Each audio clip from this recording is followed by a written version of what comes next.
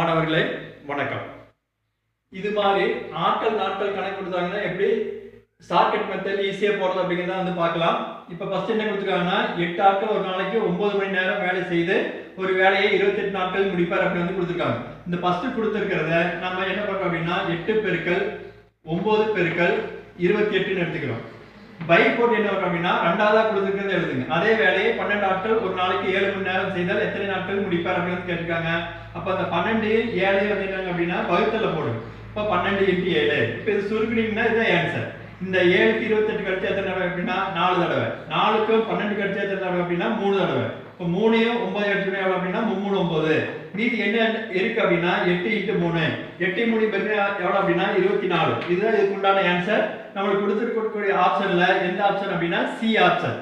நம்ம ஈஸியா வந்து ஷார்ட்கட் மெத்தட்ல வந்து போட்டோம். இந்த வீடியோ பிடிச்சதா லைக் பண்ணுங்க, ஷேர் பண்ணுங்க, மறக்காம நம்ம சேனலை வந்து